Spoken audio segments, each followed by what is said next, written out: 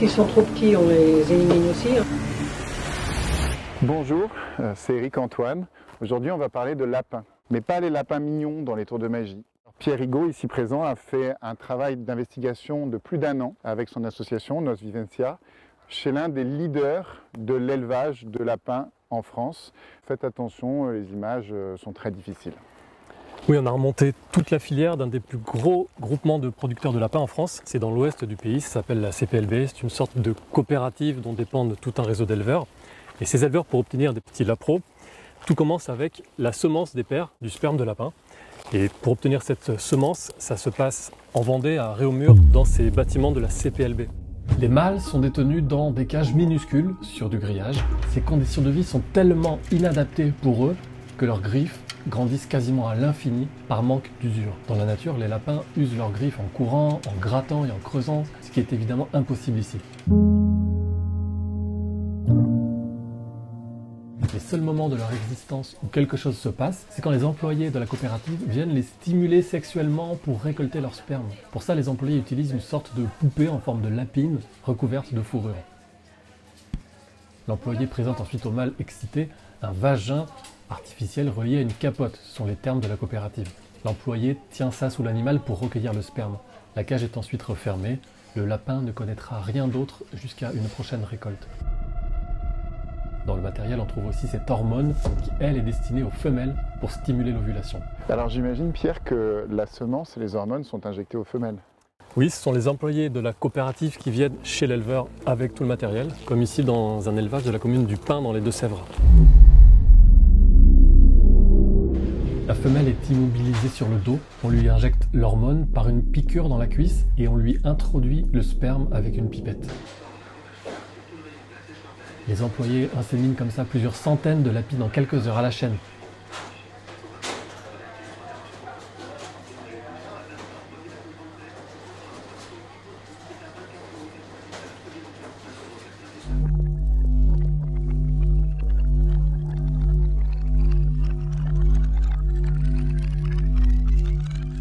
C'est très rapide, comme l'explique une autre éleveuse du groupement à l'Ermenau, en Vendée.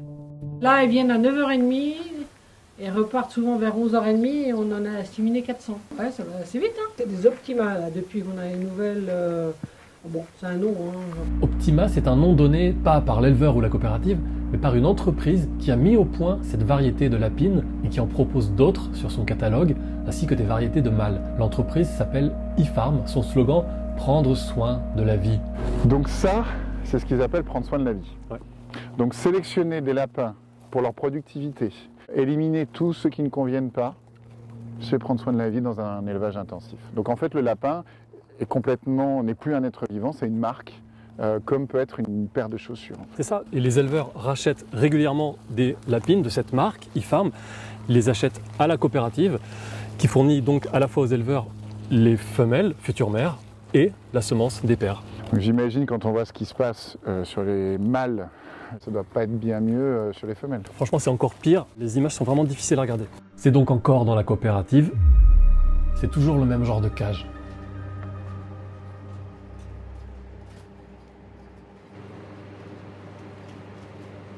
Chaque femelle a une fiche de carrière où sont notées ses performances en productivité. Il y a des morts,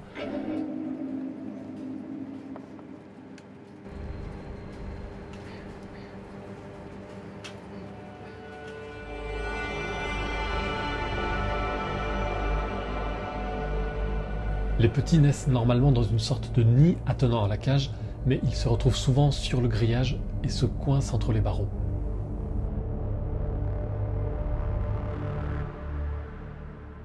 Les lapines finissent par marcher dessus, les écrasent et parfois les mangent en partie. On trouve des lapereaux en sang, déchiquetés, aux pattes mutilées, des grappes entières de lapereaux qui agonisent coincés entre les barreaux.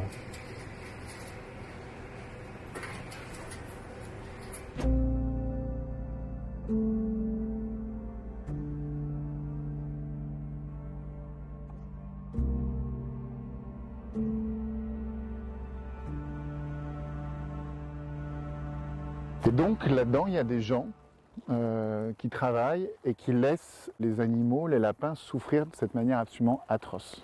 Normalement, il y a des employés qui font une tournée tous les jours, mais manifestement, ça n'empêche pas ce genre d'horreur.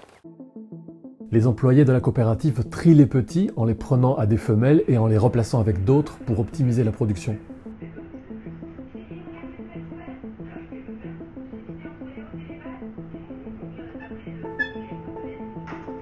Et ils enlèvent les cadavres, comme ici en les mettant dans ce seau, parfois en les mettant dans la fosse d'excréments sous les cages, ou dans des grands sacs, et enfin dans des bacs de poubelle à l'extérieur du bâtiment.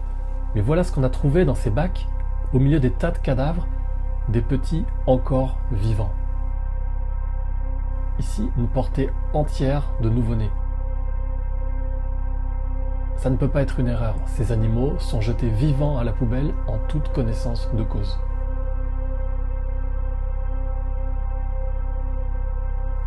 Comme dans tout élevage, une entreprise d'équarrissage vient régulièrement récupérer le contenu des poubelles. Ici, dans le bac qui vient d'être vidé dans le camion et reposé par l'opérateur, il reste encore des cadavres collés au fond car ils étaient aplatis sous le poids des autres. Le camion part vers une usine où le contenu des poubelles sera incinéré ou transformé après avoir été concassé, comme l'indique le site internet de l'entreprise d'équarrissage en question, Secanim. Ouais, donc c'est l'horreur absolue. Bon. Et on se demande toujours dans ce genre d'élevage s'il y a... Enfin, il y a beaucoup de morts évidemment puisqu'ils vont tous mourir. Mais est-ce qu'il y en a beaucoup avant leur mort programmée?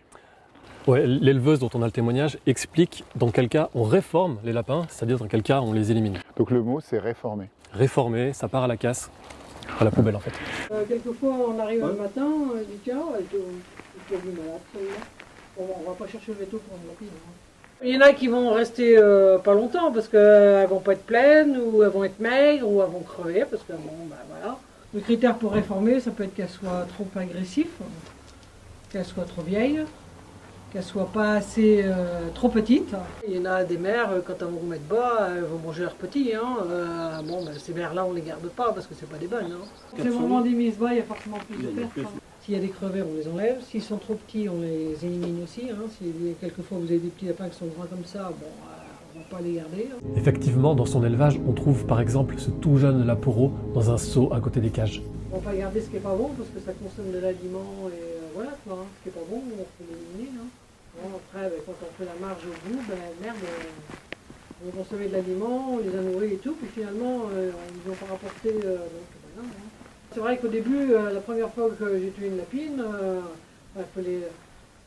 j'aimais pas ça, mais bon, après je me dis, si, faut qu'on arrive à en vivre, donc on n'a pas le choix.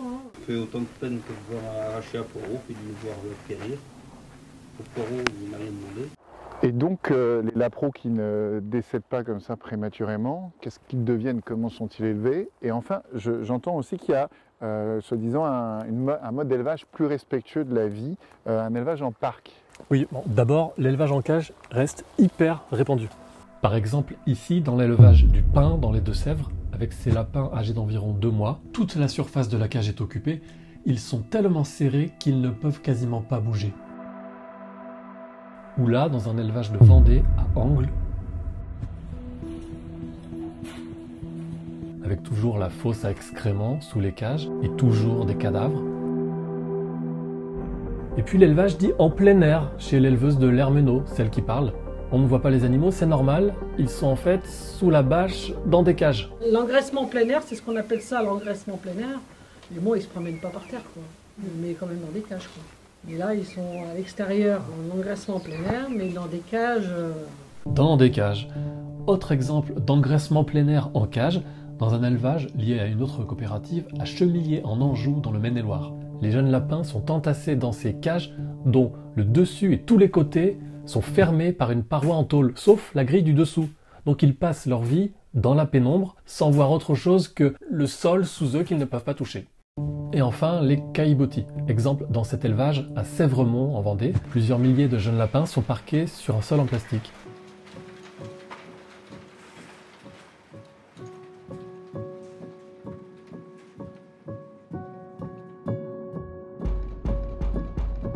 La poubelle est pleine de cadavres putréfiés. Je pense qu'on donne une meilleure image aussi du lapin actuellement. On les met mettant dans les parcs comme ça, parce que c'est vrai qu'ils se promènent, hein, même s'ils sont 200 dans un parc, ils ont quand même de l'espace. Bon alors oui, les parcs sont plus grands que les cages, mais en fait ils sont tellement nombreux dans les parcs que finalement il n'y a pas beaucoup plus d'espace par animal. Et puis on se rend bien compte qu'il n'y a aucun élément naturel dans un parc. Ils n'ont pas accès au sol. Un lapin, on sait, ça gratte, ça creuse, ça joue entre eux, ça doit courir, ça découvre la nature. On n'a pas besoin d'être spécialiste en vie animale pour constater évidemment qu'il n'y a aucune condition de besoin naturel de l'animal dans ces parcs d'élevage. Ah, c'est sûr. Et en plus, même dans ces élevages en parc, où les jeunes sont dans les parcs, Ouais. les mères, elles restent en cage. Et l'éleveuse dont on a le témoignage explique que, d'après elle, ce sera toujours comme ça. Il y a des essais qui ont été faits dans des parcs, hein, les mettre dans les parcs, hein, mais elles se battent. Hein. Elles protègent leurs petits. Si c'est pour avoir des mères qui se battent tout le temps, elles sont dans un état après. À mon avis, elles resteront toujours en individuel. Enfin, moi, ça me choque pas de voir une lapine dans une cage. Hein. On ne laisse pas se promener dehors comme ça. En plus, à la fin, ça gratte. On va faire un trou, un tunnel, et puis ça va ressortir au bout. Hein. On les aime, mais c'est ce qui doit nous faire vivre, donc il faut que ça marche. Quand le camion il vient, je dis c'est notre source pour vivre, quoi. Là, j'imagine que le camion qui vient les chercher, c'est celui qui les amène à l'abattoir. Oui. Et ils ont quel âge quand ils sont emmenés? 2 mois et demi environ, c'est l'habitude dans ce genre d'élevage. Donc les consommateurs de viande de lapin pensent qu'ils mangent du lapin adulte, alors qu'on sait très bien qu'un lapin domestique, ça vit environ une dizaine d'années. C'est ça. Et voilà comment ça se passe précisément quand arrive le camion dans l'élevage de Sèvremont. Les lapins sont attrapés et jetés dans des chariots. Ils sont soulevés par les oreilles, ce qui est traumatisant et très dangereux pour eux et totalement déconseillé par tous les vétérinaires. Ils sont entassés par dizaines les uns sur les autres. On imagine le poids que subissent ceux qui sont tout en dessous. Ensuite, ils sont à nouveau attrapés dans les chariots et jetés dans des caisses apportées par le camion. Ils subissent une violence inouïe, encore soulevés par les oreilles dans des mouvements de rotation très douloureux.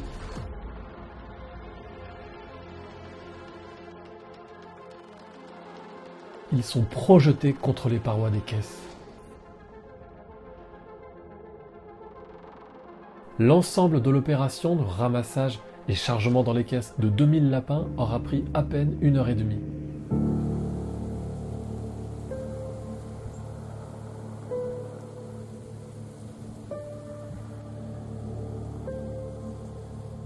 Bon, c'est absolument insupportable tout ça. De voir la manière dont nous les humains nous traitons des êtres sentients, sensibles. Alors peut-être parce qu'on voit moins les émotions sur la gueule, le visage d'un lapin que sur celui d'un chat ou d'un chien.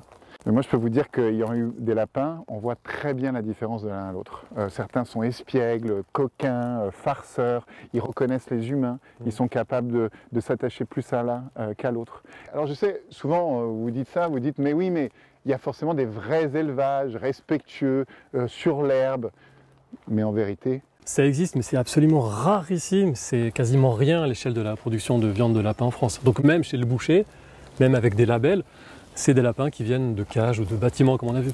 J'imagine que tu n'en manges plus. J'en mangeais il y a très longtemps, mais j'ai arrêté bien sûr, je ne peux pas cautionner ça. Ah ouais. Moi non plus, depuis longtemps, c'est le premier animal que j'ai arrêté de manger. Donc s'il y a un message à passer aujourd'hui, arrêtons de mettre de la viande de lapin dans nos assiettes.